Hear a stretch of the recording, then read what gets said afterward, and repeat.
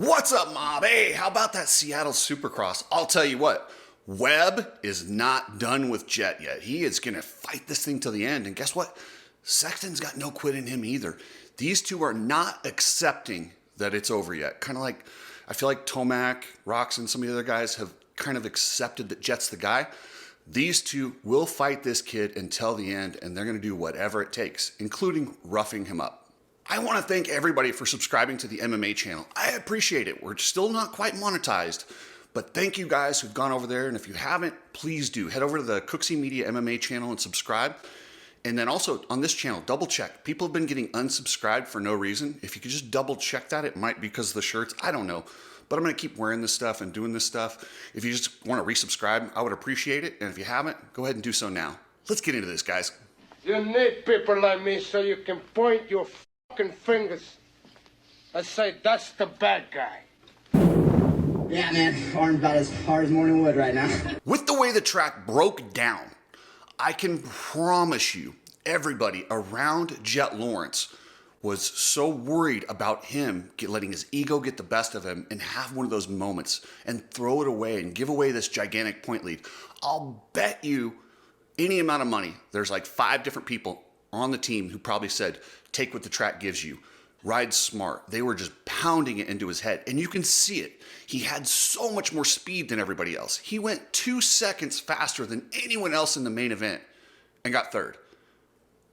I can't remember. I'm sure it's probably happened, but I can't remember a Supercross. Maybe James Stewart at Daytona when he crashed, but where a guy was 2 seconds faster than everybody else in the field and didn't win. But he's right there, and he's doing what he needs to. But I was watching him in that press conference. It's wearing on the kid.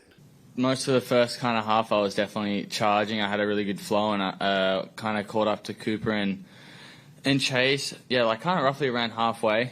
And yeah, just kind of got a little too confident one time. Ended up clipping the back of Cooper, and ended up bending my the rubbers in my triple clamp pretty good. So, and riding on a track would. When Jett's describing the incident, watch Cooper Webb with his poker face, but he kind of gives it away with a couple finger moves. He has practiced this. Clearly, he does not want to give anything away. Cooper Webb is next level mental strong, and part of that is not giving anything away to these guys in the press conference. But watch Sexton. Sexton just leans up and he's like, okay, what happened to this kid? Where was he at? Did we really beat him? Did he give it to us? They want to know, and they want to know where he's at because they're not done with him. Now, the incident with Lawrence and Webb, to me, this is payback. I 100% believe Jett let his ego get the best of him. Webb has been messing with him, and it's working. He hit him at Phoenix. He's tried every chance Webb could get. Webb is taking a shot at Jett Lawrence, and it's hurting the kid's ego. Well, he's not beating him consistently. Webb knows this is the only way that he can beat somebody who's so much more skilled and so much more talented. The guy had 2 seconds on everybody. Of course you have to rough him up. Of course you've got to get him off his game. If you can't raise to his game, bring his back down. And that's exactly what Webb's doing. So what I saw when Jett came in there, he came in there hot. And that's when you're going to clean somebody out, you need to come in there with 1,000% commitment. If you're going to go in there and just take the line, it looked to me like Jett started to go in there, and then maybe the voices in the back of your head kick in, and you go like, oh, I don't want to hit him out. You know, people have told me, don't get into his game, and he kind of got caught in between cleaning him out and deciding to not be rough with him, and that's what happened. And it was a mistake, and I think it really frustrated Jett. Jett either needs to go all in and smash Webb, or just stay behind him and wait for a huge gap to get past. One or the other. But you could see it clearly bothered Jett. Like, look at his body language as Webb's talking, and he like tightens up. I mean, he full on tightens up the body language, and it's telling. It tells a lot more than their words do. Jett showed a tremendous amount of maturity by not compounding those mistakes, though. After he comes in, hits Webb, being 2 seconds a lap faster, he easily could have just dropped the hammer and went for it. But he goes, okay, wait a second. The big picture is the title. For a rookie, for a young kid, for a kid with ego who hasn't had that frontal cortex develop yet, to have that kind of sense that's amazing. The prefrontal cortex doesn't fully develop till 25. Jett's what, 19? He doesn't, it's weird to see somebody this young show that much maturity in the face of adversity. And if you think his ego isn't slightly bruised by being bullied by Cooper Webb, you're wrong. And he desperately wants to show people, hey, you want to ride me dirty? I'll punk you. You hit me, I hit you right back. And that's what he wants to do. It's crazy that a 19-year-old has the maturity to realize the real revenge is holding that number one plate. And I do believe Jett will be holding that number one plate. But Cooper Webb and Chase Sexton are not going away quietly. You could see Jett in the post-race press conference having like this little debate in his head. Like, he knows that he was so much faster than them and he could have won, but he didn't. I'm interested to see how that affects him next week going into the Triple Crown. He wants a win. He knows he gave one away in Seattle. He had the speed. He could have done it, but he listened to probably everybody around him who told him to chill. But you could see this little like the two devils in his head, one saying you should have went for it, one saying great job. And you could actually see the frustration during the post-race press conference in his head, like working it out. Like he clearly felt like he left one on the table.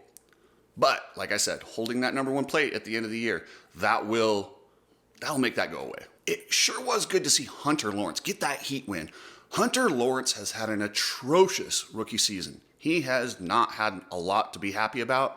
I mean, did not qualify, injury, crashes. I mean, he's had a couple little flashes, but he needed that heat race win bad. And that was kind of cool to see the Lawrence brothers win both heats. And it's maybe historic. I can't remember anyone else doing that. But get used to it. They're going to do this quite a bit in the next few years. As Tomac, Anderson, Roczen, Webb, as they age out of the class, you're going to see Jett dominating. And you're going to see, the only guy that can get in there with them is Sexton. Don't be surprised if they sweep the heats quite a bit in the next 3 or 4 years as some of these veterans age out of the class. And I'm excited to see when they finally get that first 1-2 finish in the 450 Supercross class. Jett and Hunter came up through a different way of bringing up in the amateur system. But if you want to navigate the amateur system, check out Coach Rob and Derek Harris on the podcast, Navigating Amateur Racing. They've dropped episode 2. They're going to drop one a month on how to navigate amateur racing. But head over to the Coach Rob, subscribe there, and listen to Derek Harris. This guy's really smart. Epic Garage Designs. Do you have like a set of tools for the track and for your garage, but you hate getting them mixed up?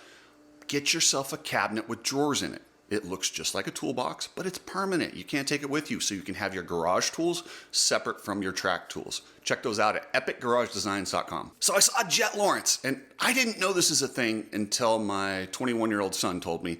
Smelling salts. They're back. The kids, the TikTok generation are using smelling salts to boost energy, get themselves psyched up. It's not new. Guys did it in the old times. Shoot, you used to see boxers doing it in between rounds to kind of wake up after head injuries. They outlawed it, but guys still use them. They just usually don't use it on live camera like Jett was. That was wild. I was surprised how open they are with that. I know it's not banned, but you use it on TV like that, it might get banned. This track, the way it broke down, looked like it was going to be to Aaron Plessinger. Like, he does really, really good on these broken down tracks. And guess what? He did really good. No, he didn't get into the battle with Jett, Sexton, or Webb, but he quietly got a 4th place. The People's Champ looking good out there. It was strange to see Ken Roczen in an LCQ, and I had to rack my brain. And then they said on the broadcast, he's never been in one. That's insanity that a guy has raced 100-something Supercrosses, never had an issue in the heat that he had to go to the LCQ. That's an anomaly. But, I mean, he got in that LCQ, won it, no problem. But the fact that he made it that long, that's like a Cal Ripken type qualifying thing. That was ridiculous. But he struggled in the main. Anytime the track gets kind of dangerous like this, ever since his arm injury, Roczen understands, okay, it's getting a little sketchy. I'm going to take what it gives me. He's really settled in to be that modern day Kevin Windham. He understands 3rd, 4th, 5th. Those pay pretty well. And if you can stay healthy and stay around for a while, I really think he likes doing this. He understands he'll take a win when it's there, and he'll take a 5th on a super dangerous track, and he doesn't have any problems with it. Guys, check out Ride Strapped. They got the shirts, they got the goggles, glasses. Ridestrap.com, they support motocross, and they support privateers. Hit them up. If you're shipping anything using a truck, hit up Precision Transport. They are a family-owned business. They have reasonable prices, good customer service. Hit up pretransport.com if you're shipping anything with a truck. I am continually blown away by the Dirtworks crew. They are wizards. They are the Jett Lawrence of track building. I have no idea how they turned what was a sloppy Seattle track during qualifying into a really raceable track. I mean, that first heat race, it looked like a regular Supercross. Yes, it broke down, but I have issues with that. A lot of the reason these things break down is they're running razor blades on their tires damn near. Have you guys seen a modern day 4-stroke and the knobbies they're putting on these things with the power they're putting out? There's no track you're going to get to hold up. Simple fix. Tire knob height rule. Just like the European ISDE, so they don't tear up the trails. Same thing. And guess what? If everybody's on the same knob height, it's not going to change anything. And these guys who have to back off because they get this blasted face full of roost, well, guess what? If your knobs aren't as big, the track won't get as torn up. It's still going to get torn up, but it's not going to get as torn up, and you can get closer to a guy without getting that face full of roost. So I really think they got to look at this. Stop trying to do, like, you're asking a lot. And that track crew, they're amazing, but you're putting too much pressure on them. Can we just reduce the knobs and kind of set this back a little bit, and it will slow it down just a touch. These guys won't have the traction to get these gigantic quads that are making it extremely dangerous. Yeah, they'll be able to get a lot of them, but it will just change it just a little bit. Every other sport of racing does this. If you get to where the machines become faster than the track and it becomes dangerous, they slow them down. This is a way to slow it down. It's simple. It's easy to monitor. You can't put a bigger knob. It's pretty easy to spot that. You're not going to be able to get in the motors, change this, 2-strokes that. This is a simple modification that will work. And back to that LCQ. That was one of the best races I've seen all year. Ryan Brees is a savage. He's a savage.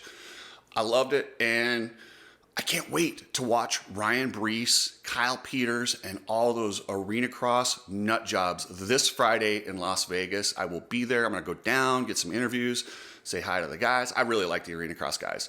They're old school. It's like 90s Supercross all over again. If you're in Vegas, check it out. Like, if you're not watching Arena Cross, you're missing out. All right, that's it for the Seattle 450s. I will do a 250 video tomorrow. And also, remember, the MMA channel, I'll be dropping a video. There were some big fights last night. Rose Namajunas got a big win. I'll be talking about that and more on the MMA video later today after this one. So when you're done with this, hopefully I'll have it up by then. And check them both out. I would definitely appreciate it. Thanks, guys. Later.